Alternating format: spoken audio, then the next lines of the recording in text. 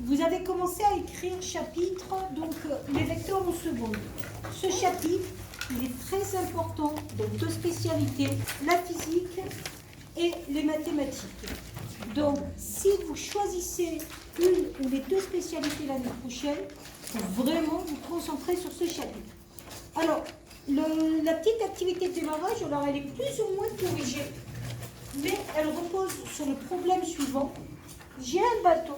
Le bateau est symbolisé par un point G. En mathématiques, on ne peut pas travailler avec des objets, vous êtes d'accord?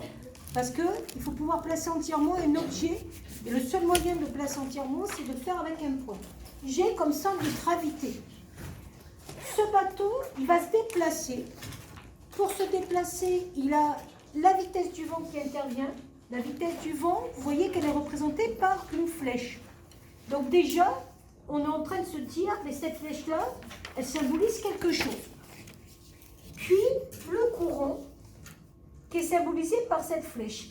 Alors pourquoi c'est assez intuitif de symboliser la vitesse du vent et la vitesse du courant par une flèche de ce type-là? Pourquoi vous me dites que c'est assez intuitif? Oui. La direction. Alors déjà, ça va donner deux choses si on regarde bien. Ça va donner la direction dans le sens du sens ou dans le sens de la droite sur laquelle on circule. Donc toi, tu penses que ça donne le sens. Est-ce que ça suffit le sens? Si par exemple mon courant, je l'avais mis comme ça, ou comme ça, ou comme ça, est-ce que c'était le même courant? Pourtant, le sens est similaire.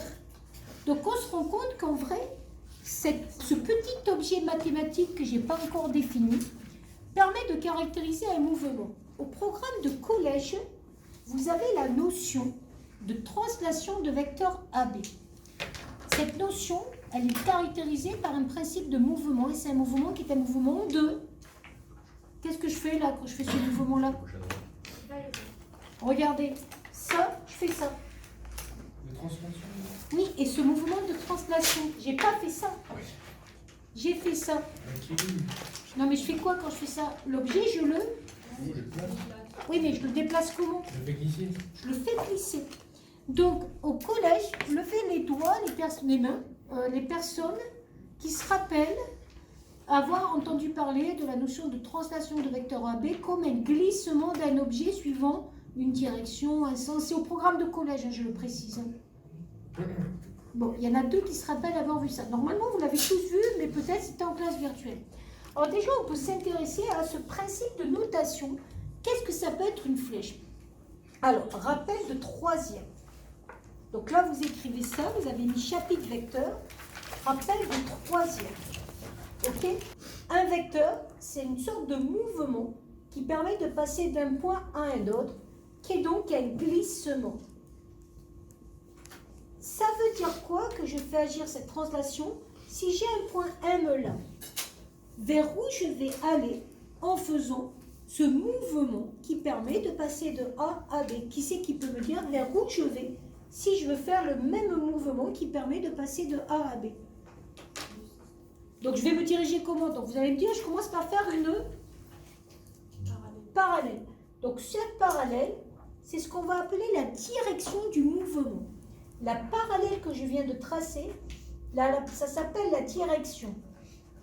Je vais vous traduire ça au terme d'une sorte de comparaison ou de métaphore avec un rail de chemin de fer après, pour que vous compreniez. Quand j'ai fait ma parallèle, j'ai fait quoi après? Je me suis déplacée comment? Je me suis déplacée déjà dans un sens ou dans un autre. Et ici, je me suis déplacée dans quel sens? De bas à haut. Voilà, ici, entre guillemets, de bas en haut. Donc j'ai fait un sens, mais à un moment donné, je me suis arrêtée. Et je me suis arrêtée à quel moment?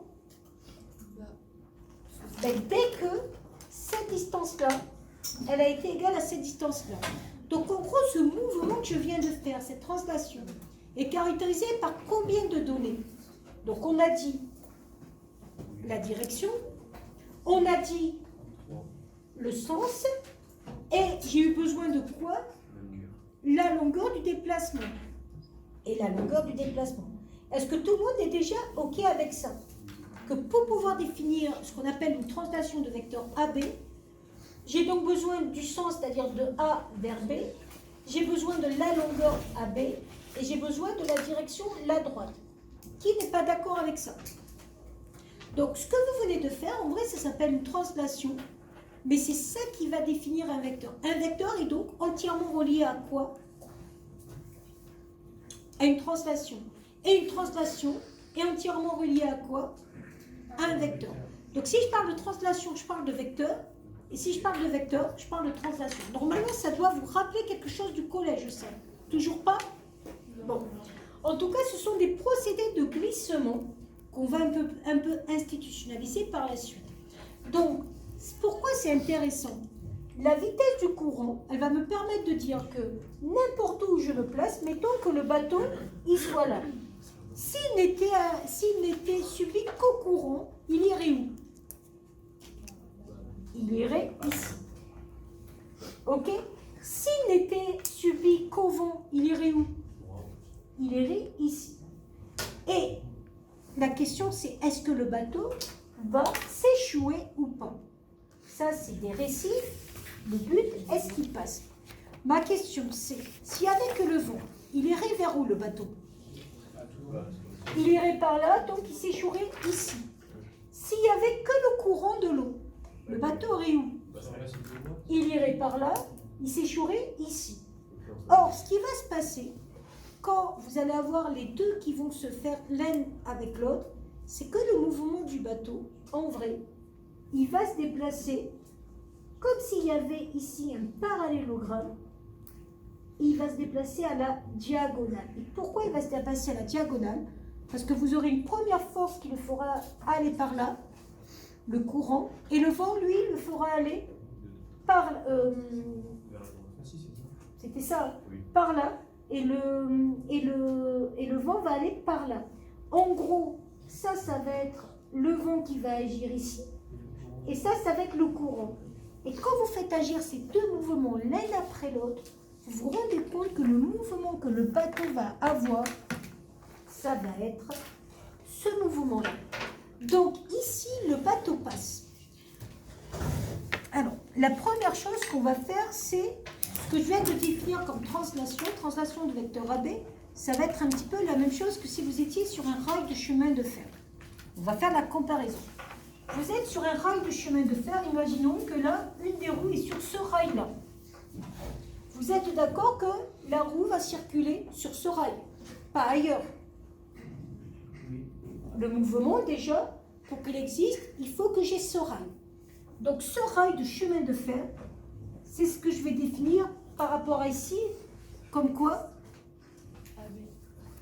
Donc la direction et la longueur ou le sens. Le rail de chemin de fer, l'endroit sur lequel je peux me déplacer. Le sens? Non. La direction. La direction. Donc faites attention, le mot direction pour un vecteur n'a pas le même sens qu'en français. Le mot direction pour un vecteur, c'est la droite sur laquelle on circule. Donc vous voyez, votre roue, s'il y avait une roue ici, elle circule ici. Ça s'appelle la direction. Donc la direction, c'est donc la droite sur laquelle on circule. Pour pouvoir circuler, vous aurez besoin de quoi? Donc vous voyez, le train est sur ce rail, il y a la roue sur ce rail. On a besoin de savoir quoi? Quand vous êtes à la gare de Beauvais et que vous êtes devant votre train, on regarde toujours quoi? Le sens. Ben oui, par où va partir le train? Donc la droite sur laquelle circule ce train,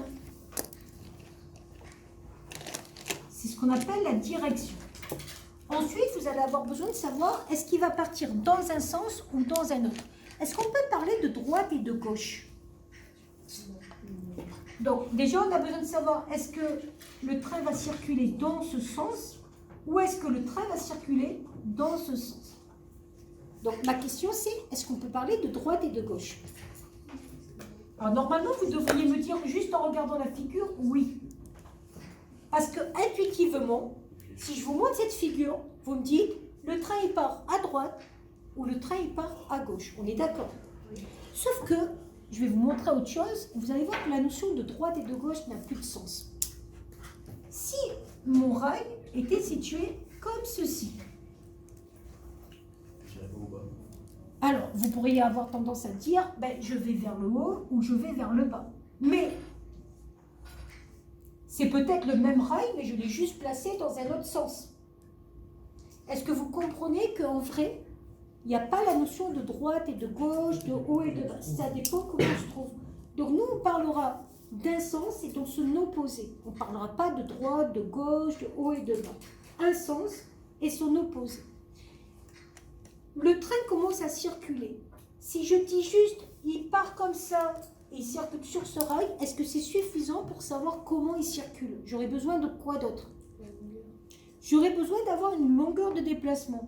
Imaginons, il est parti ici du point A, il est arrivé au point B, il a donc fait comme mouvement la translation de vecteur AB. Pourquoi je dis que c'est une translation? Qu'est-ce que je vous ai dit tout à l'heure?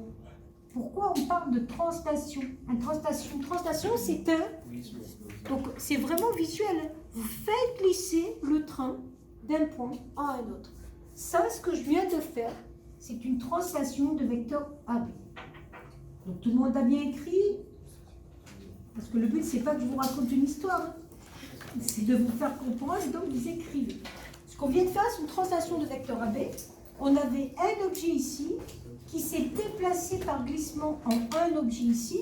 J'ai donc fait une direction de vecteur AB et j'ai besoin pour ça de la notion de direction, j'ai besoin de la notion de sens, la flèche désigne le sens et j'ai besoin, la flèche désigne le sens et j'ai besoin de la notion de longueur. Est-ce que une de ces notions, je peux l'enlever pour définir le déplacement? Et est-ce que j'en ai besoin d'une quatrième pour définir entièrement le déplacement? Ben non. Si j'ai la droite sur laquelle je circule, le sens dans lequel je circule et la distance par rapport à laquelle je circule, j'aurai entièrement défini le déplacement. Donc on se rend compte qu'ici, quand on va parler entre guillemets de vecteur, on va parler de combien de choses en vrai? 3. La direction, qui est donc la droite sur laquelle on circule, le sens dans un sens ou dans un autre, et la longueur sur laquelle je vais me déplacer. Alors, petit exemple où vous allez avoir des vecteurs, entre guillemets, des déplacements différents qui vont agir en même temps. Alors, vous mettez exemple d'utilisation, entre guillemets, de vecteurs, vous ne savez pas encore trop ce que c'est, d'utilisation de vecteurs en rapport avec les déplacements.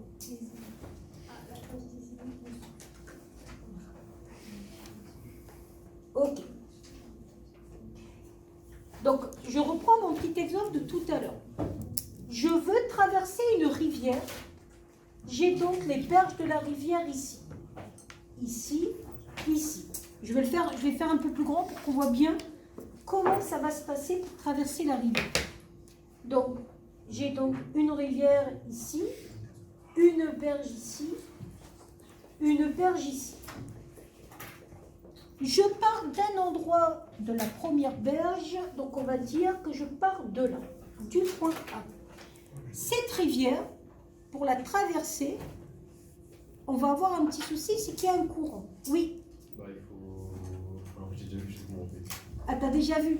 Alors, tu vas me dire après, donc, cette rivière, il y a un courant qui circule sur cette rivière, c'est normal. Dans les rivières, il y a toujours, vous savez que pour avoir une rivière, il y a une entrée d'eau, une sortie d'eau et il y a un déplacement. Ça n'existe pas, des rivières où il n'y a pas de courant. Donc, on va dire que le courant de la rivière, son déplacement, la vitesse du courant, c'est-à-dire cette vitesse, vous avez bien compris que j'ai représenté par une flèche, c'est comme si on faisait une translation d'un point à un autre qui représente la vitesse du courant. Elle est caractérisée par cette flèche-là, donc c'est normal, elle va dans un sens, comme ça.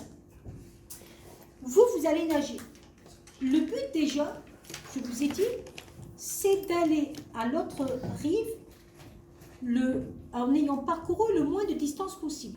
Donc, ici, vous voulez aller avec la distance la plus courte. Ça tombe bien, on a fait un chapitre jusqu'avant. Vous voulez aller de là à la berge suivante en parcourant le chemin le plus court. Que faut-il faire? Oui. Pour l'instant, je voudrais savoir quel est le chemin le plus court. Tu réponds à ma deuxième question que je n'ai pas encore posée. Quel est le chemin le plus court si je voulais vraiment aller vers le chemin le plus court que je devrais faire? Oui.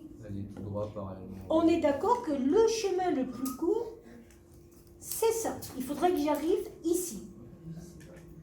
Est-ce qu'on est d'accord? Le chemin le plus court, c'est ce qu'on appelle la distance du point par rapport à la droite. Je vous rappelle que vous avez un contrôle sur ça la semaine prochaine. La distance d'un point par rapport à une droite, c'est le chemin le plus court qui permet de partir du point à un point de la droite, et il est obtenu en faisant le projeteur orthogonal. Donc, moi, je vais aller à une certaine vitesse en nageant, vous imaginez, je vais au crawl, à la brasse, ce que vous voulez, papillon. Si je ne bougeais pas, mon mouvement irait dans le sens du courant. Donc, je m'étonge sur la planche, hop, je circule par là. Moi, je vais aller en face. Donc, le mouvement final que je veux, c'est un mouvement qui doit donc aller de là à là. Vous êtes d'accord? Oui. La question, c'est comment moi dois-je nager pour pouvoir faire le mouvement de là à là. Donc, tu expliquais tout à l'heure qu'en vrai, il ne fallait surtout pas nager tout droit ici. Pourquoi? Oui. Si on nage tout droit, on va aller vers là. Parce que qu'est-ce qui se passe? Imaginons que je nage comme ça avec une vitesse et que le courant, lui, m'emporte comme ça. Le mouvement qui va se passer, ça va être quoi en vrai? Je vais circuler comment? Je vais circuler comme ça. C'est exactement ce que j'ai expliqué tout à l'heure quand je vous ai dit il y a le mouvement du courant, le mouvement du vent. Quand je fais les deux mouvements l'un après l'autre, je vois que je circule comme si les deux mouvements se suivaient. Et d'ailleurs, vous verrez plus tard que c'est ce qu'on appelle la relation de Schall avec les vecteurs. D'accord? Donc déjà, ça ne peut pas être ce mouvement-là. Donc intuitivement, j'aurais tendance à me dire que je dois nager vers où? Vers ma droite ou vers ma gauche? Intuitivement, j'aurais tendance à dire qu'il faut que je nage vers ma droite. Pourquoi? Parce que chaque fois que je fais un mouvement là, le vent me décale par là. On peut se dire que si on va à la gauche, on verra plus vite avec le courant. Oui, mais si tu vas... Alors, imaginons que tu te déplaces encore plus vers la gauche. Si tu te déplaces encore plus vers la gauche, par exemple, si tu fais ce mouvement-là, le courant, lui, il va faire quoi? Il va se déplacer comme ça, et ton déplacement final, il sera encore pire, il sera encore plus loin de ton point que tu veux trouver. Hein. Tu es d'accord? Donc, ce n'est pas une bonne idée de se déplacer vers la gauche.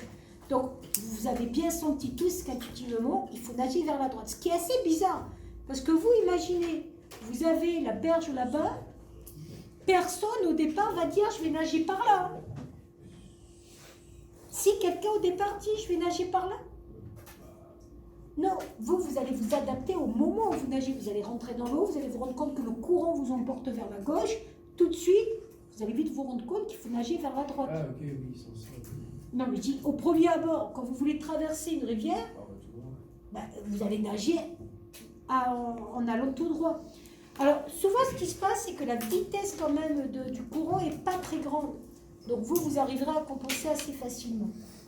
Donc, ma question est la suivante. Ok, je vais vers la droite, mais comment? Qui c'est qui pourrait me dire comment il faut que j'aille vers la droite pour compenser ce mouvement? Alors, le but, c'est que vous savez que ce mouvement-là doit être le final. Donc, en gros, le mouvement du courant, il est là. Donc, moi, je devrais aller où? Alors, il faudrait que je nage comme ceci. C'est-à-dire, il faudrait que ce mouvement-là, il compense ce mouvement-là pour arriver à avoir une trajectoire, pour avoir un mouvement vertical. D'accord? Donc, si j'allais sur un autre côté de la berge, ok, moi, je veux aller dans ce sens-là. Si je fais exactement la même chose, il faut que mon courant ici soit compensé par mon déplacement. Donc, mon déplacement, il est ici, mon déplacement. Et je ne sais pas si vous remarquez quelque chose, mais qu'est-ce que vous remarquez? Voilà, ça fait un triangle. Mais qu'est-ce que vous remarquez sur le déplacement ici et le déplacement ici? C'est le même. C'est-à-dire, quel que soit l'endroit où je serai sur la berge, si je veux aller tout droit, je devrais me déplacer exactement de la même façon ici vers la droite. Et donc, on est en train de se rendre compte que ce déplacement ne dépend pas du point par rapport auquel on se déplace. Et là, vous allez voir que quand on va parler de vecteur, en vrai, un vecteur n'aura pas de point fixe. C'est-à-dire, ça peut paraître bizarre, mais ce déplacement, lui-même, il existe comme déplacement. Je pourrais le faire là, si je veux ce déplacement. Je pourrais le faire là. Par contre, à chaque fois que je fais ce déplacement, je dois vérifier quoi? Alors, pas le courant, parce que c'est exactement le même à chaque fois. Vous voyez cette flèche-là que j'ai dessinée? Il faut que c'est la même là, la même là, la même là, la même là, la même là. Et donc, quand on parlera de vecteurs et de translation, ça existera sans même parler de points qu'on aurait fixés. Une translation, elle existe même sans point de départ. Je vous ai un petit peu représenté dans un quadrillage de GeoGebra ces différents mouvements. Le déplacement du courant, ok, et l'autre déplacement du vent, il était ici. Et le vent, c'était ici. Et là, il y avait le bateau. Le bateau, et on voit comment il va se déplacer. Donc, vous avez vu qu'à côté, GeoGebra, quand j'ai fait des flèches, il a construit des petits éléments. Et si vraiment on veut les noter d'un point de vue mathématique, il faut rajouter une flèche au-dessus de ce que vous allez faire. Vous allez rajouter une flèche là, une flèche là, une flèche là, une flèche là. Ces petits éléments, sous GeoGebra, ça s'appelle des vecteurs. En gros, si vous regardez ça, il y a un vecteur qu'on appelle A, U, V, W. Et vous avez vu qu'il m'a mis à côté des parenthèses avec des nombres. Alors, essayons de comprendre un petit peu en quoi consistent ces nombres. Par exemple, si vous prenez le vecteur A ici, à côté, il y a deux nombres qui sont écrits 2 et 3. D'après vous, alors ça, qui m'a dit ça? Ça ressemble à des coordonnées. Et si on regarde bien, quel est le déplacement pour lequel on se déplacerait de 2 sur un axe de X et de 3 sur un axe de Y? Oui. On se rend compte, regardez ce qui se passe. Ici, je vais le traduire par ce qu'on appelle un vecteur A. Alors, vous avez bien compris, hein, quand on parle de vecteur, on parle de... Et quel type de déplacement? Translation. Le vecteur A veut dire le déplacement qui permet de passer de là à là. Et si on regarde bien, c'est quoi ces lettres d'ailleurs? C'est C et O. Si on regarde bien, donc j'avais commencé à me dire, est-ce qu'on remarque qu'on se déplace de 2 carreaux ici et de 3 carreaux ici? Donc, ce que GeoGebra me dit, ça ressemble à des coordonnées. On va vérifier ça de suite pour les autres vecteurs. Donc, c'est pour ça que c'était important de faire le chapitre sur les repères avant, pour parler de coordonnées. D'après vous, quel est le déplacement pour lequel on va se déplacer de -1 sur l'axe des abscisses et de 3? Oui. Alors le vent, si on regarde bien, on se déplace bien par là. Alors pourquoi ici on a dit -1? Et on se déplace par là. 1, 2, 3. Donc ça semblerait être le mouvement qui correspond au vecteur U. On est d'accord? Alors, petite chose quand même, hein. On a parlé de repères. Or, GeoGebra, qui parle de repères, il faut qu'il y en ait un. Sauf qu'ici, il n'est pas dessiné. Mais pour pouvoir parler de coordonnées, il faut qu'on ait un repère. Donc, si on parle de coordonnées, on a donc un repère quelque part qui, ici, n'a pas été dessiné parce qu'avec GeoGebra, on peut enlever les axes. Mais normalement, on a dû avoir un repère au départ qui n'a pas été dessiné, qui nous permet d'avoir des coordonnées. Ce qu'on sait juste, c'est que votre repère il est défini par un axe qui serait peut-être par ici et un axe qui serait par ici. Par exemple, un repère qui peut marcher, c'est ce repère-là, par exemple. Est-ce qu'on est d'accord qu'il peut marcher, ce repère? Donc, ça serait X, 0, Y. Et donc, quand on se déplace de 1, de 2, de -1, de -2, c'est bien par rapport à ce repère-là. Qu'est-ce que je remarque pour le vecteur 2, 3? On peut le reproduire où? En gros, ça serait où, par exemple? Oui. J'ai pris, mais je l'ai pris. On pourrait dire que c'est là. Mais en vrai, je me déplace bien de 2 et de 3. Qu'est-ce qu'on pourrait dire aussi? Oui. Ben oui, on pourrait dire que ça, c'est aussi le déplacement qui correspond à V. En gros, qu'est-ce que je vous ai dit tout à l'heure avec ma rivière là?